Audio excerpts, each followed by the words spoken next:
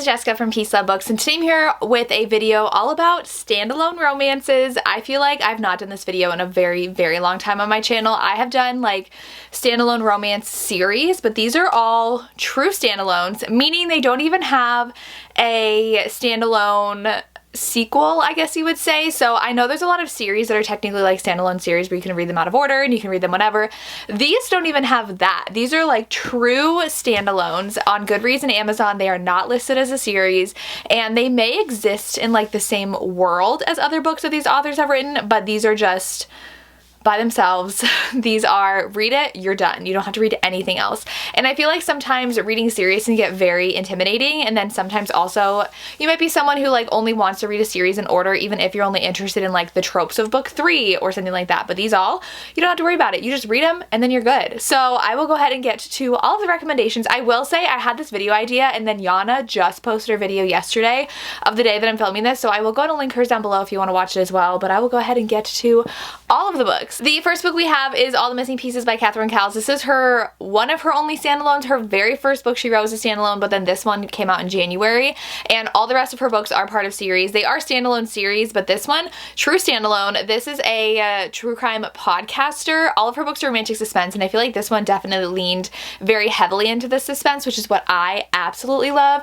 In this one, our heroine is going to a small town because she thinks that the cold case there is connected to her missing sister. Her sister went missing when they were in college, and she literally has never been found. And so she thinks that this guy that had kidnapped this girl from this town, who the woman had ended up getting away, so she's living kind of like a reclusive life in this town, is connected to the person who stole her sister. So she is trying to kind of uncover things there, and then butts heads with the town sheriff, and he does not want her bringing up just like really traumatizing emotions for the town because it really rocked the town when that happened, and things go from there. I love this premise. If you love romantic suspense and true crime stuff, I think you would absolutely love this, and the twist at the end totally got me. I did not see it coming. I loved it. If you watch my channel, you know that I love Nora Roberts, and a ton of hers are standalones, including my favorite by her, which is The Search. This one, our heroine was engaged, and she was actually kidnapped by a serial killer and escaped, and the serial killer was so mad that she escaped that he murdered her fiance. So now she lives a really secluded life, and she has dogs that she trains for search and rescue. I think they live on an island, and a guy is new in town, and he makes like furniture and stuff, and he has a puppy, and he's like, listen, my puppy, I think they named him Jaws because he just like eats everything and he's insane. So he's like, I need this dog trained. He goes to her and it's like, I'm begging you, I will pay anything. Can you help me train my dog? And she agrees, and they fall in love, and someone is starting to kill people similar to her serial killer who is in prison. So they're like, was it not the guy who had taken her that is now in prison? Is it a copycat? What is happening? I love the suspense in here. I loved the dogs in here. One of my favorites, and it's a true standalone. Definitely check this out if you like romantic suspense as well. Another one of my favorite authors does write a lot of standalones. Recently, she's been writing more series. Like, I just finished her new one that comes out next week, and it's book 1 of 2. But Forget Me Not by QB Tyler is definitely a standalone. This is an amnesia romance, marriage in trouble. He does cheat on her, and they explore why that had happened, and it was just like a one-time thing. And then he gets amnesia, so they are literally like about to sign divorce papers, and he gets into an accident and does not remember that they were about to get a divorce. So he's like, hey honey, like, are you okay? Like, why don't you come over to like comforting me? Like, why are you being so weird? When she shows up at the hospital, and she's like, like, we are literally not together anymore. And so he has to win her back. I was obsessed with this book when I read it. I've read it twice. I've annotated it. I love this one. QB writes the best standalones, so I love this one. And then I have a lot of favorites by her, but Keep Her Safe by QB Tyler is also another favorite, and it is a standalone as well. This one is a bodyguard romance, and that is really all I want to tell you. It is forbidden. It is age gap. She has the best age gap forbidden romances. I also love Love Unexpected. Anything by her you will love, and most of them are standalones, except for her more recent stuff are part of series. So yes, love this, but they're like standalone series, so they technically are, but oh yeah, she has a stalker in this one too, so it gets a little suspensey. Love this. Then there is Truth or Dare by Danielle Allen. When I read this, I was obsessed with it. Our heroine is reunited with all of her friends for a destination wedding, and she ends up having a kiss during Truth or Dare with this guy. The problem is though that one of her friends has like set her eyes on that guy as like her rebound, but the heroine really likes him, that they kind of have to sneak around because they don't want her, she thinks she's gonna like betray her friend's trust by like kind of falling for the guy that she kind of wants but like doesn't even know. And so we have sneaking around at a destination wedding, and it was so fun. Very quick. It is a novella. I really enjoyed this one. Then for a sapphic romance, I have Late Bloomer by Maisie Eddings. I really love this one. So our heroine wins the lottery, and she doesn't really have that great of a life. She doesn't have a lot of friends. So for her birthday, I think they like either forgot, but a friend just gave her a lottery ticket and she ended up winning the money, and then like all these people want to use her for her money, and she doesn't really know what she wants to do in life. So she buys a flower farm, and it turns out this flower farm was being sold not correctly. Like the person who lived there was the daughter of her mom, who is not really in her life anymore, but the mom owns the flower farm, so she runs it. And I don't remember if it was with the grandmother, but she basically runs this flower farm and her mom sells it. And her mom has not been back to this flower farm in so long, but her mom just wanted the money. So like it was a legal sale, but it really wasn't. Legally it was hers to sell, but like morally it wasn't hers to sell. And so the heroine who won the lottery about the flower farm shows up. She's like, hey, I'm the new owner. And she's like, hey, I like live here and this is my like life's work. So they end up having to live together on the property and run the flower farm together, and it is so fun and cute, and I'm just obsessed with this cover too. So if you like that kind of setting, I loved the flower farm setting and them getting to know each other, because the one on the flower farm has this really great community around her, and the other one has always wanted that in her life, and it was very sweet. So I really enjoyed this. Next we have For Lucy by Julie Ann. If you want super angsty marriage in trouble, well, like they've already divorced. So in this one, our hero and heroine had divorced from one another because they lost a child, and they still have another child together. So they are co-parenting, and the heroine is dating someone, but the hero has literally never gotten over her, and it's really traumatic and devastating what had happened to them in the past and why they ended up getting a divorce. And so they really have to address what had gone wrong, and it's so heartbreaking and hard. But I literally listened to the audiobook in one day. I was obsessed. I really love when the couple has a past and they have to delve into that past. That's why I also love Forget Me Not so much. So they had already divorced by this point, and so it's a second chance, and I loved it. Just get ready for the emotions because it's very hard, but so good. Then I have Sweet Spot by Rebecca Jenshak. I feel like this is also one of her only standalones, and this one's a golf romance. It does exist in the same world as her other series, but it is a standalone, and the heroine is a golf player in college, and the hero is a golf coach brought in for the boys team, and he is like training them, and then he sees her, and the heroine has having a really rough time on the team because the coach isn't really like fair to her or give her a chance at playing because of certain things. And so he kind of helps her, trains her a little bit, and they do end up falling for one another. It's not the biggest age gap, like it's not super taboo. Rebecca Jenshak doesn't really write taboo romances, but I feel like it is her most taboo, and I really enjoy this one. If you want a different sports romance, golf romance, read this one. Then we have some Penelope Douglas, because she does have a lot of series, but she does have some standalones, and my two favorite standalones are going to be Birthday Girl, which is a ex's dad romance. It's her birthday, her boyfriend's horrible, and this guy ends up spending the day with her, and then she realizes it's actually her ex's, well, her boyfriend's dad, who they have to live with, and her boyfriend is just like really deadbeat horrible, and so they have to move in with his dad, and that is our hero. I have not read this book in so, like, I literally read this when it came out. It's been so long since I've read it. 2018. It has been 7 years since I read this. That's insane. So good. But then the other one I love that I remember like broke the internet because we all were reading it and had no idea what it was, because I remember getting an arc of this too, and it came out in 2020. Credence. This book is so good, and it's a true standalone. The heroine's parents were very in love with one another and very selfish, so when one of them gets cancer and dies, the other one leaves with her, and I believe it was the mom, and then the dad decided to end his life when the mom died. So she's an orphan now. She's left alone, and I think she's 17, and so she can't live alone, so she has to go live with her step uncle. They're not blood related, and his two sons, and she has fun times with all three of them. This is not why choose. She does end up choosing one at the end, and it's just a really fun time. I like how Penelope Douglas just writes whatever the heck they want, and it was great.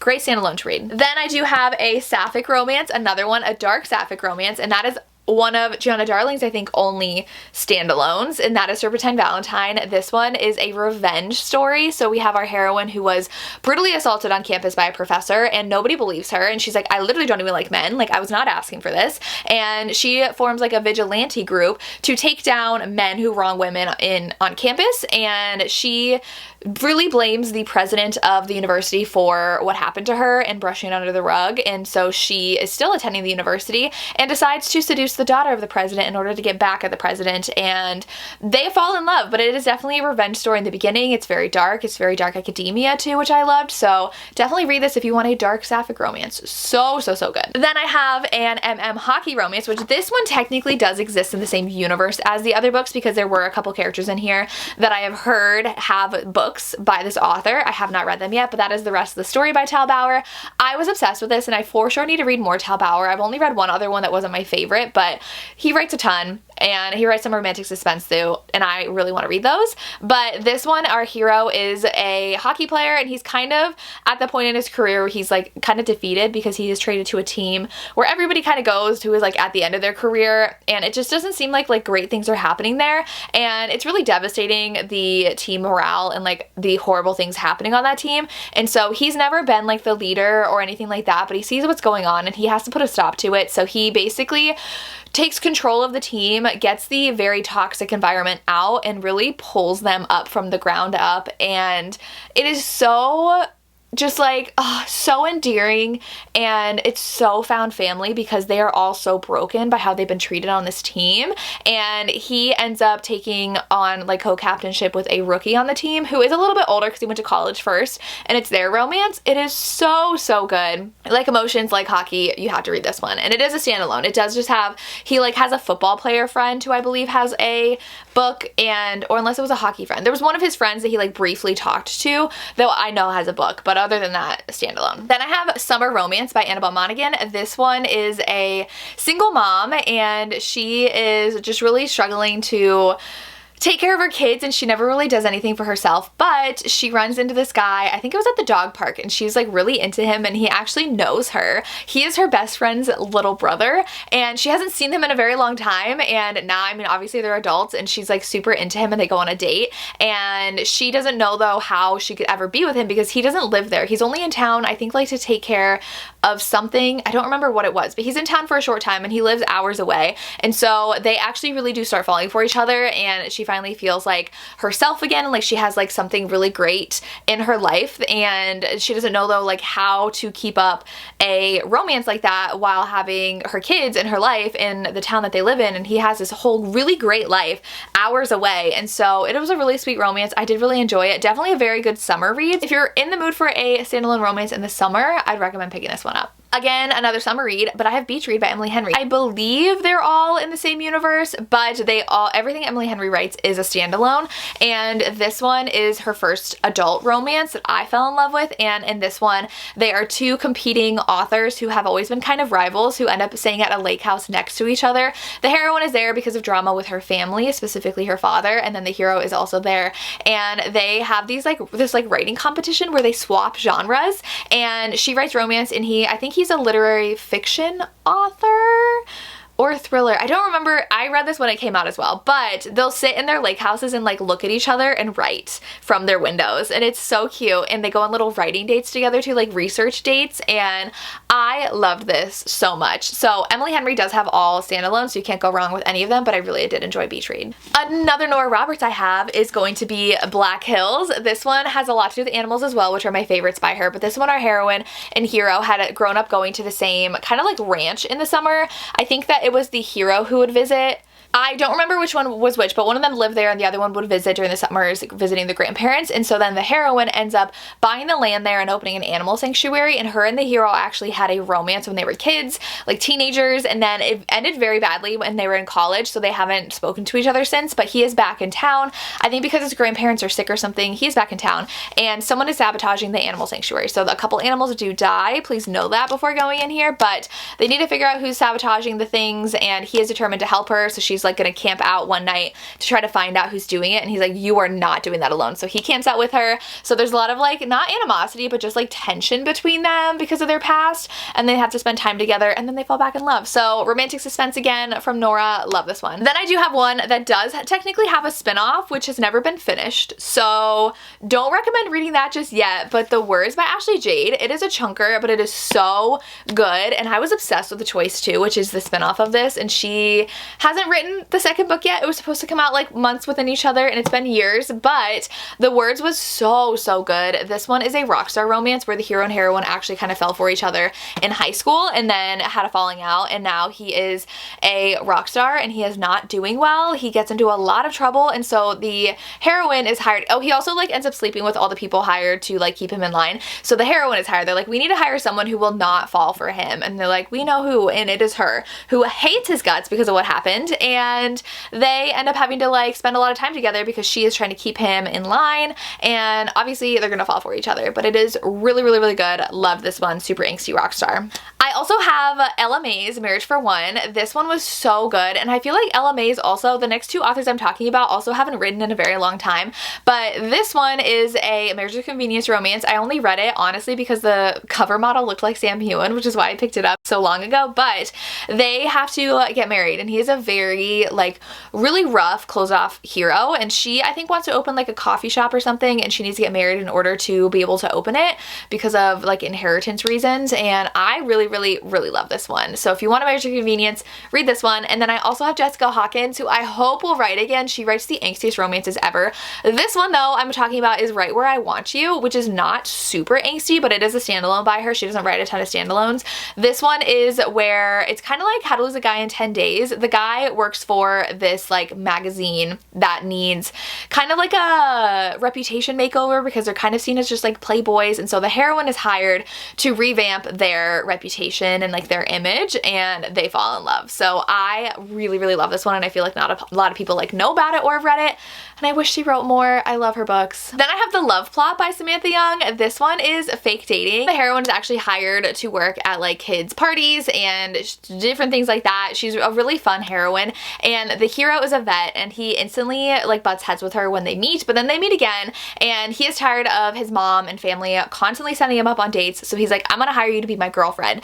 And so he does hire her, and then they slowly start to fall in love, but like the family already doesn't really like her because she doesn't have like this professional 9-to-5 like job that people see as like a real job. She just does what she wants, and she has a lot of fun with what she does, and so she definitely clashes with his family, but they start falling in love, and it is so fun. I feel like it's an underrated one from Samantha Young, but I really enjoyed it. Then I have The Game Changer. I have two by Lana Ferguson. The Game Changer is my favorite by her. This one is a brother's best friend hockey romance. The heroine is on this like TV show and like a news show, and the ratings are very bad, and so they're like, we are either gonna dump you from the show or do something that really like revamps the show. And so she's like, hey, I know a lot of hockey players because my brother plays hockey, and his best friend was recently transferred to his team, and he needs to like have like a better image because of just drama that happened on the previous team, and so they're like, hey, this will be great for both of you. So they bring him onto the show. I think she actually like bakes on the show, and they have really great chemistry, and so they end up doing really well together, and it's their romance, and I loved this. There's so many emotional moments to this because of what the hero was going through, and I feel like just the end and like the communication between them was so good. So good. I really enjoyed this. And then we have The Nanny, which is a single dad nanny romance. This was my first Lana Ferguson book, and I did really like it. That is the basic premise of the plot. She is the nanny to his kids, and it goes from there. So Lana Ferguson writes really great standalones. I would definitely recommend checking her out, especially her audiobooks. Then I do have Wreck My Plans by Jillian Meadows. I had to double check because I didn't know if this was going to be in a series or not, but it does say it's a standalone, and this one is a brother's best friend romance, and he is a bit older than her, and they had something happen where they aren't around each other very much, and so they don't know that the other one's coming home for Christmas. One of them said no, so the other one said yes, but the other one's plans changed, so now they're both home for Christmas, and they have to be around each other a lot, and it is so good, so angsty. They have to do a lot of things together, and it's just a great Christmas romance. I loved. I would recommend checking this one out. Then I do have my last two, which are by Candy Steiner. We have A Love Letter to Whiskey. This one is a super angsty romance where she sees this guy, she likes him, but then her best friend also sees him, and they start dating, and it's always a right person, wrong time romance. Like at one point, like one of them literally is like planning a wedding to someone else, and it gets very frustrating. You're gonna want to throw this book across the room, but it is so good. She did write a anniversary edition with a basically like a novella from the hero's point of view, which I still haven't read. I definitely would love to like reread this one because I remember I was obsessed, and I think I read it in like 2017. It was a very long time ago because this came out in 2016 and I read it around when it came out and I loved it. Then the last one I have is Weightless. The heroine was dumped by her boyfriend and feels really insecure about her weight, so she does end up going to these personal training sessions where the hero is her personal trainer.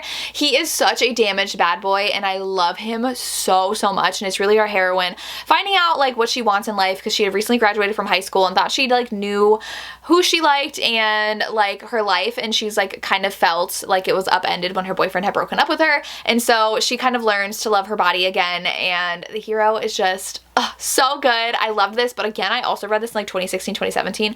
Highly recommend picking this up though. Candy's OG stuff is so good.